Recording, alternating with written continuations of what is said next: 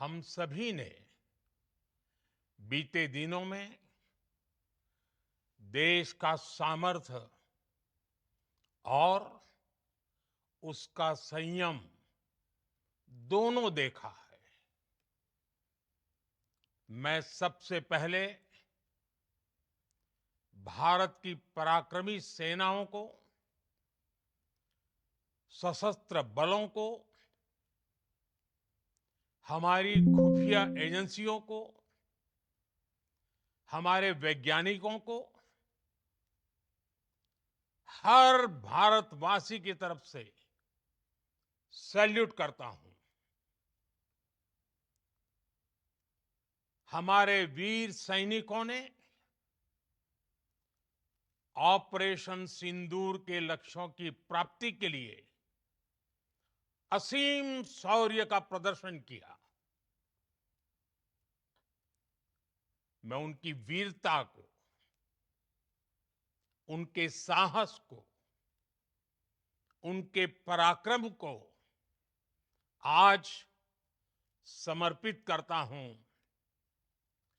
हमारे देश की हर माता को, देश की हर बहन को और देश की हर बेटी को ये पराक्रम समर्पित करता हूं।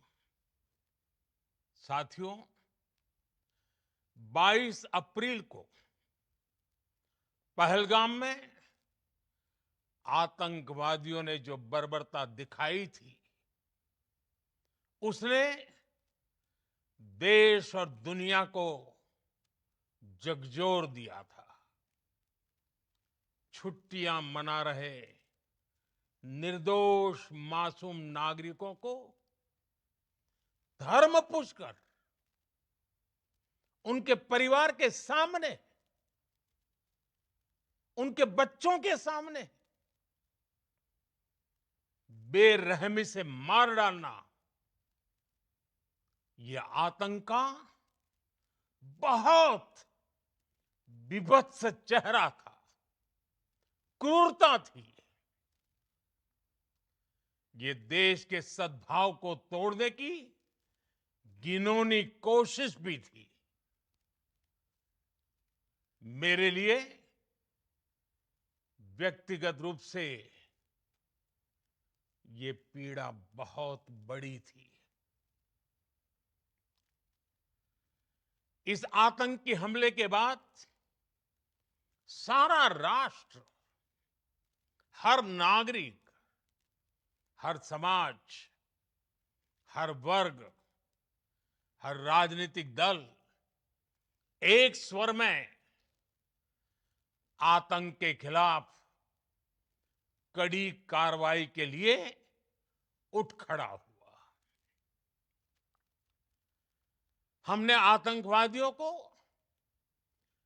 मिट्टी में मिलाने के लिए भारत की सेनाओं को पूरी छूट दे दी और आज हर आतंकी, आतंक का हर संगठन जान चुका है कि हमारी बहनों बेटियों के माथे से सिंदूर हटाने का अंजाम क्या होता है। साथियों, ऑपरेशन सिंदूर ये सिर्फ नाम नहीं है, ये देश के कोटि कोटि लोगों की भावनाओं का प्रतिबिंब है। ऑपरेशन सिंदूर न्याय की अखंड प्रतिज्ञा है।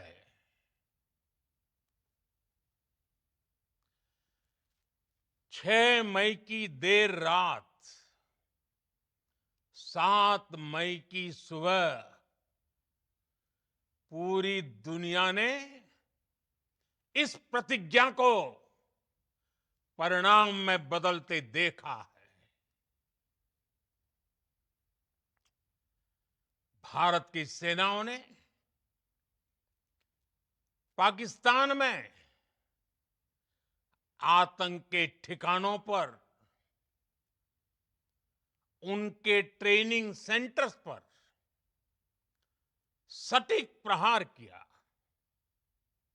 आतंकियों ने सपने में भी नहीं सोचा था कि भारत इतना बड़ा फैसला ले सकता है। लेकिन जब देश एकजुट होता है, नेशन फर्स्ट की भावना से भरा होता है, राष्ट्र सर्वोपरि होता है, तो फौलादी फैसले लिए जाते हैं, परिणाम लाकर दिखाए जाते हैं। जब पाकिस्तान में आतंक के अड्डों पर भारत की मिसाइलों ने हमला बोला, भारत के ड्रोन्स ने हमला बोला, तो आतंकी संगठनों की इमारतें ही नहीं, बल्कि उनका हौसला भी थर्रा गया। बहावलपुर और मुरिद के जैसे आतंकी ठिकाने एक प्रकार से ग्लोबल टेररिज्म की यूनिवर्सिटीज रही है। दुनिया में कहीं पर भी जो बड़े आतंकी हमले हुए हैं, चाहे 9/11 हो, चाहे लंदन ट्यूब बॉम्बिंग हो, या भारत में दशकों से जो बड़े बड़े आतंकी हमले हुए हैं, उन सब के तार कहीं ना कहीं आतंक के इन्हीं ठिकानों से जुड़ते रहे हैं। आतंकियों ने हमारी बहनों का सिंदूर उजाड़ा था, इसलिए भारत ने आतंक के ये हेडक्वार्टर्स उजाड़ दिए। भारत के इन हमलों में 100 से अधिक खूंखार आतंकवादियों को मौत के घाट उतारा गया है। आतंक के बहुत सारे आका बीते 2.5-3 दशकों से खुलेआम पाकिस्तान में घूम रहे थे, जो भारत के खिलाफ साजिशें करते थे। उन्हें भारत ने एक झटके में खत्म कर दिया। साथियों, भारत की इस कार्रवाई से पाकिस्तान घोर निराशा में गिर गया था, हताशा में गिर गया था, बौखला गया था। और इसी बौखलाहट में उसने एक और दुस्साहस किया। आतंक पर भारत की कार्रवाई का साथ देने के बजाय पाकिस्तान ने भारत पर ही हमला करना शुरू कर दिया। पाकिस्तान ने हमारे स्कूलों, कॉलेजों को, गुरुद्वारों को, मंदिरों को, सामान्य नागरिकों के घरों को निशाना बनाया। पाकिस्तान ने हमारे सैन्य ठिकानों को निशाना बनाया। लेकिन इसमें भी पाकिस्तान खुद बेनकाब हो गया। दुनिया ने देखा कि कैसे पाकिस्तान के ड्रोन्स, पाकिस्तान की मिसाइलें भारत के सामने तिनके की तरह बिखर गई। भारत के सशक्त एयर डिफेंस सिस्टम ने उन्हें आसमान में ही नष्ट कर दिया। पाकिस्तान की तैयारी सीमा पर वार की थी, लेकिन भारत ने पाकिस्तान के सीने पर वार कर दिया। भारत के ड्रोन्स, भारत की मिसाइलों ने सटीकता के साथ हमला किया। पाकिस्तानी वायुसेना के उन एयरबेस को नुकसान पहुंचाया, जिस पर पाकिस्तान को बहुत घमंड था। भारत ने पहले 3 दिनों में ही पाकिस्तान को इतना तबाह कर दिया, जिसका उसे अंदाजा भी नहीं था। इसलिए भारत की आक्रामक कार्रवाई के बाद पाकिस्तान बचने के रास्ते खोजने लगा। पाकिस्तान दुनिया भर में तनाव कम करने के लिए गुहार लगा रहा था, और बुरी तरह पीटने के बाद इसी मजबूरी में 10 मई की दोपहर को पाकिस्तानी सेना ने हमारे डीजीएमओ को संपर्क किया। तब तक हम आतंकवाद के इंफ्रास्ट्रक्चर को बड़े पैमाने पर तबाह कर चुके थे। आतंकियों को मौत के घाट उतार दिया गया था। पाकिस्तान के सीने में बसाए गए आतंक के अड्डों को हमने खंडहर बना दिया था। इसलिए जब पाकिस्तान की तरफ से गुहार लगाई गई, पाकिस्तान की तरफ से जब ये कहा गया कि उसकी ओर से आगे कोई आतंकी गतिविधि और सैन्य दुस्साहस नहीं दिखाया जाएगा, तो भारत ने भी उस पर विचार किया। और मैं फिर दोहरा रहा हूं, हमने पाकिस्तान के आतंकी और सैन्य ठिकानों पर अपनी जवाबी कार्रवाई को अभी सिर्फ स्थगित किया है। आने वाले दिनों में हम पाकिस्तान के हर कदम को इस कसौटी पर मापेंगे कि वो क्या रवैया अपनाता है। साथियों, भारत की तीनों सेनाएं, हमारी एयरफोर्स, हमारी आर्मी और हमारी नेवी,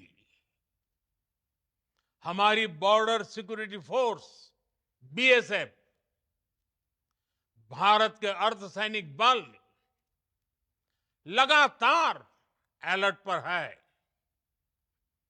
सर्जिकल स्ट्राइक और एयर स्ट्राइक के बाद अब ऑपरेशन सिंदूर आतंक के खिलाफ भारत की नीति है।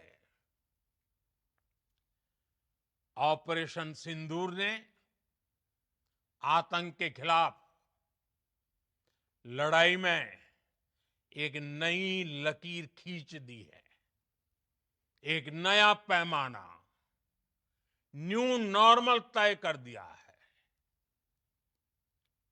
पहला, भारत पर आतंकी हमला हुआ तो मुंह तोड़ जवाब दिया जाएगा। हम अपने तरीके से, अपनी शर्तों पर जवाब देकर रहेंगे। हर उस जगह जाकर कठोर कार्रवाई करेंगे जहां से आतंक की जड़ें निकलती हैं। दूसरा, कोई भी न्यूक्लियर ब्लैकमेल भारत नहीं सहेगा। न्यूक्लियर ब्लैकमेल की आड़ में पनप रहे आतंकी ठिकानों पर भारत सटीक और निर्णायक प्रहार करेगा। तीसरा, हम आतंक की सरपरस्त सरकार और आतंक के आकाओं को अलग अलग नहीं देखेंगे। ऑपरेशन सिंदूर के दौरान दुनिया ने पाकिस्तान का वो घिनौना सच फिर देखा है, जब मारे गए आतंकियों को विदाई देने पाकिस्तानी सेना के बड़े बड़े अफसर उमड़ पड़े। स्टेट स्पॉन्सर्ड टेररिज्म का ये बहुत बड़ा सबूत है। हम भारत और अपने नागरिकों को किसी भी खतरे से बचाने के लिए लगातार निर्णायक कदम उठाते रहेंगे। साथियों, युद्ध के मैदान पर हमने हर बार पाकिस्तान को धूल चटाई है और इस बार ऑपरेशन सिंदूर ने नया आयाम जोड़ा है। हमने रेगिस्तानों और पहाड़ों में अपनी क्षमता का शानदार प्रदर्शन किया और साथ ही न्यू एज वॉरफेयर में भी अपनी श्रेष्ठता सिद्ध की। इस ऑपरेशन के दौरान हमारे मेड इन इंडिया हथियारों की प्रामाणिकता सिद्ध हुई। आज दुनिया देख रही है 21वीं सदी के वॉरफेयर में made in India defence equipments, इसका समय आ चुका है। साथियों, हर प्रकार के आतंकवाद के खिलाफ हम सभी का एकजुट रहना हमारी एकता, हमारी सबसे बड़ी शक्ति है। निश्चित तौर पर ये युग युद्ध का नहीं है, लेकिन ये युग आतंकवाद का भी नहीं है। टेररिज्म के खिलाफ जीरो टॉलरेंस, ये एक बेहतर दुनिया की गारंटी है। साथियों, पाकिस्तानी फौज, पाकिस्तान की सरकार जिस तरह आतंकवाद को खाद पानी दे रहे हैं, वो एक दिन पाकिस्तान को ही समाप्त कर देगा। पाकिस्तान को अगर बचना है तो उसे अपने टेरर इंफ्रास्ट्रक्चर का सफाया करना ही होगा। इसके अलावा शांति का कोई रास्ता नहीं है। भारत का मत एकदम स्पष्ट है। टेरर और टॉक एक साथ नहीं हो सकते। टेरर और ट्रेड एक साथ नहीं चल सकते और पानी और खून भी एक साथ नहीं बह सकता। मैं आज विश्व समुदाय को भी कहूंगा, हमारी घोषित नीति रही है, अगर पाकिस्तान से बात होगी तो टेररिज्म पर ही होगी। अगर पाकिस्तान से बात होगी तो पाक ऑक्युपाइड कश्मीर पीओके उस पर ही होगी। प्रिय देशवासियों, आज बुद्ध पूर्णिमा है। भगवान बुद्ध ने हमें शांति का रास्ता दिखाया है। शांति का मार्ग भी शक्ति से होकर जाता है। मानवता शांति और समृद्धि की तरफ बढ़े, हर भारतीय शांति से जी सके, विकसित भारत के सपने को पूरा कर सके, इसके लिए भारत का शक्तिशाली होना बहुत जरूरी है। और आवश्यकता पड़ने पर इस शक्ति का इस्तेमाल भी जरूरी है। और पिछले कुछ दिनों में भारत ने यही किया है। मैं एक बार फिर भारत की सेना और सशस्त्र बलों को सैल्यूट करता हूं। हम भारतवासी के हौसले, हर भारतवासी का एकजुटता का शपथ, संकल्प, मैं उसे नमन करता हूं। बहुत बहुत धन्यवाद। भारत माता की जय। भारत माता की जय। भारत माता की जय।